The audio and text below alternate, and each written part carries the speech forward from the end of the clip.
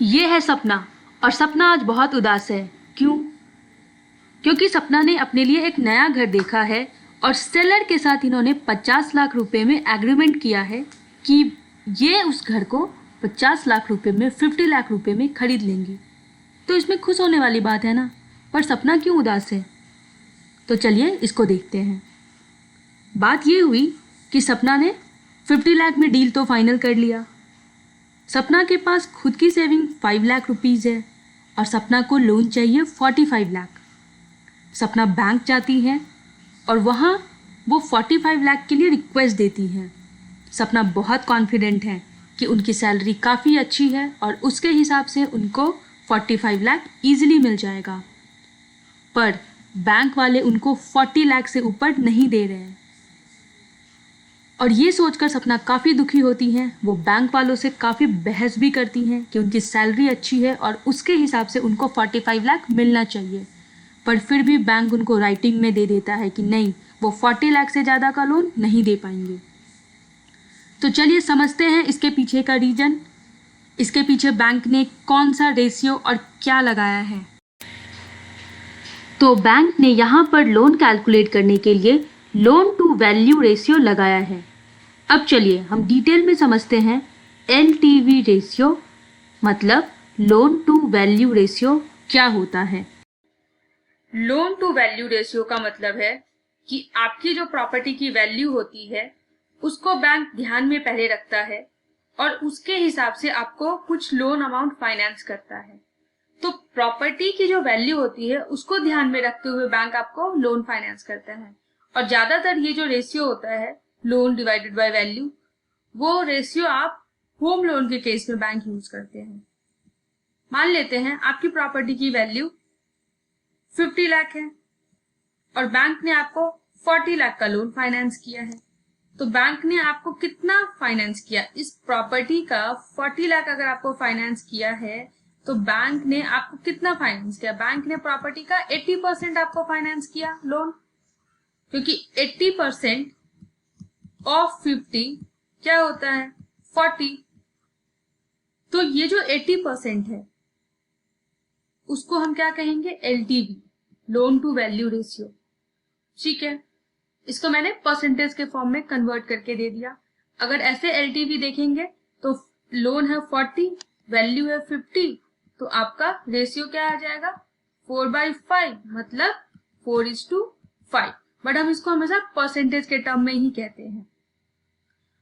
अब आपके दिमाग में एक क्वेश्चन आता होगा कि कितना लोन मिलेगा मुझे अगर मेरी प्रॉपर्टी की वैल्यू ये है। मान लेते हैं आपकी प्रॉपर्टी की वैल्यू X है, तो आपको X के बदले कितना लोन मिलेगा? तो इसके लिए रिजर्व बैंक ऑफ इंडिया ने कुछ गाइडलाइन बना के रखे हैं।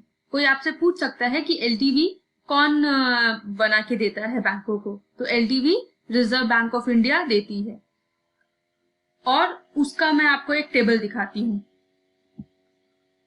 टू वैल्यू को हम थोड़ा और बेहतर तरीके से समझने की कोशिश करते हैं।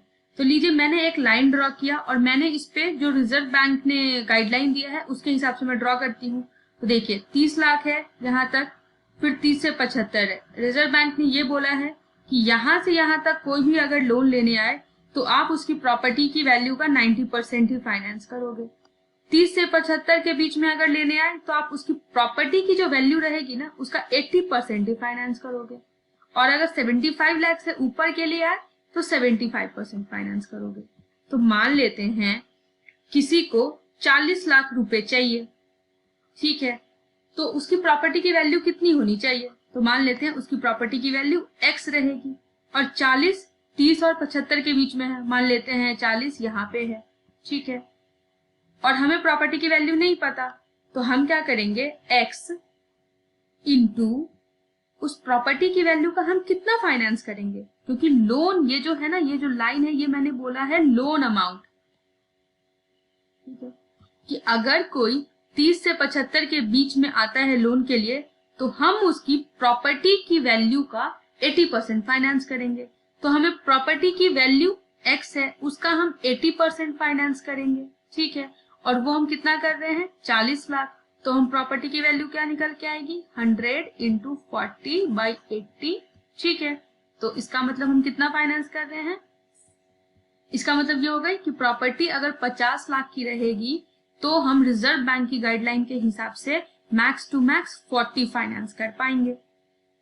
ठीक है, तो आपके दिमाग में आ रहा होगा कि मैं इतने देर से बहुत बार वैल्यू बोल चुकी हूं, तो कौन सा value, market value, realisable value, government की guideline value, forced sale value या डिस्ट्रेस सेल वैल्यू, मैं कौन से वैल्यू की बात कर रही हूँ, और जिस बैंक को मैं अप्रोच कर रही वो मेरा कौन सा वैल्यू को ले रहा। तो कौन सा वैल्यू ले रहा ना आपका बैंक, वो आपको अपने बैंक जाकर के पता करना पड़ेगा कि वो बैंक मार्केट वैल्यू पे कैलकुलेट कर रहा है या रियलाइजेबल वैल्यू पे कैलकुलेट कर रहा है या कौन सी वैल्यू पे। अब हम समझते हैं ये वैल्यू, चार जो तरीके की वैल्यू है वो क्या क्या है। सबसे पहले हम मार्केट वैल्यू समझते हैं। मार्केट वैल्यू मतलब सिंपल, जो आप मार्केट जाएंगे और आपको एक रफ आइडिया मिलेगा, अच्छा इतने अमाउंट में आप परचेज कर सकते हो, या जो डिफरेंट वेबसाइट है जैसे आपकी 99acre.com हो गई, मैजिक ब्रिक्स हो गए, तो उस पे आपको एक रफ आइडिया मिल जाएगा कि इस लोकेलिटी में इस प्रॉपर्टी की क्या वैल्यू हो सकती है। तो एक रफ आइडिया आपको वहां से प्रॉपर्टी की वैल्यू का आपको मिलेगा। रियलाइजेबल वैल्यू में आप क्या करेंगे, 80% to 90% आप मार्केट वैल्यू का ले लेंगे। ठीक है, उसको हम रियलाइजेबल वैल्यू कहते हैं। फिर आपका गवर्नमेंट गाइडलाइन वैल्यू, मतलब गवर्नमेंट ने उस एरिया में जो रेट लगाए हैं, जैसे पर स्क्वायर फीट क्या रेट है या पर स्क्वायर मीटर उस एरिया में क्या रेट है, और ये आपको रजिस्ट्रार ऑफिस से मिल जाएंगे। और रजिस्ट्रार ऑफिस के डिफरेंट वेबसाइट्स भी होते हैं, आप वहां से चेक कर सकते हैं कि पर स्क्वायर मीटर उस एरिया में क्या चल रहा है रेट। तो ये हो जाएगी आपकी गवर्नमेंट गाइडलाइन वैल्यू। उसके बाद जो लास्ट है वो है फोर्स्ड सेल वैल्यू और डिस्ट्रेस सेल वैल्यू।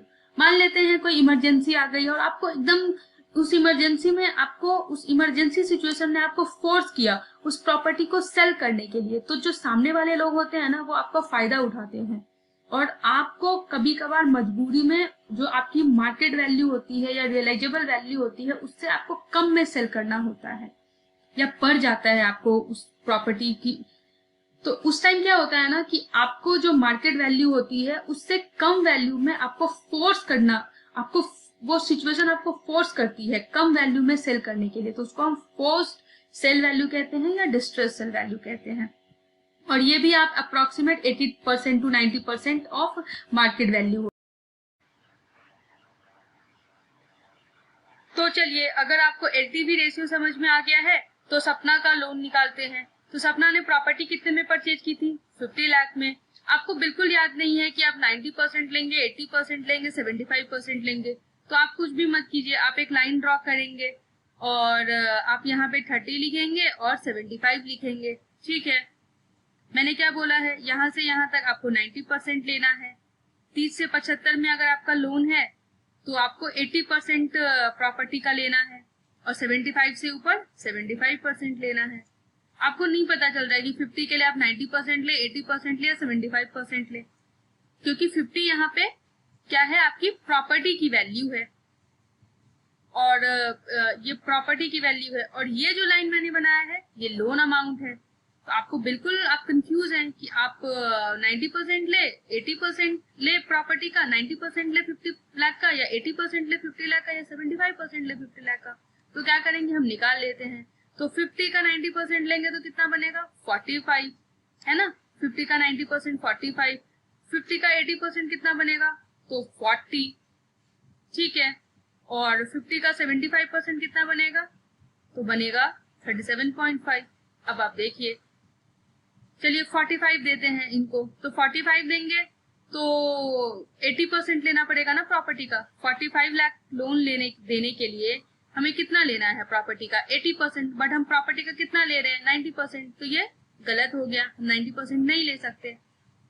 अब यहाँ पे 37.5 निकल के आया है, तो 37.5 भी 30 और 75 के बीच में है, और 30 और 75 में हमें प्रॉपर्टी का कितना लेना है, 80%, तो हम यहाँ कितना ले रहे हैं, 75%, तो ये भी गलत है। और ये देखिए, ये 40 है, ये 40 आपको यहाँ पे आएगा, और आप देखेंगे कि 30 और 75 के बीच में हमें कितना लेना है, 80% लेना है प्रॉपर्टी का। तो हमने प्रॉपर्टी का 80% भी लिया है और हमारा 40 भी आ गया है, और 40 30 और 75 के बीच में है। तो इसी के लिए हम इस केस में क्या करेंगे, हम 80% फाइनल करेंगे। और इसी के लिए आपने देखा होगा मेरे वीडियो के स्टार्टिंग में मैं 50 लाख पे सपना को 40 लाख ही फाइनेंस करवा रही थी, है ना, और सपना 45 के लिए थी, तो सपना को 5 लाख और चाहिए था। 5 लाख तो उन्होंने सेव कर ही रखे थे, प्लस 5 लाख उनको और चाहिए था। तो इसी के लिए मैं आपको बोलना चाहूंगी कि जब भी आप बैंक जाएं तो 2-3 चीजों का ध्यान जरूर रखें। एक तो एलटीवी रेशियो से आपको कितना लोन मिलेगा, एक आपका होता है ईएमआई एनएमआई से आपको कितना लोन मिलेगा, ठीक है, और एक आपने लोन अमाउंट कितना अप्लाई किया है।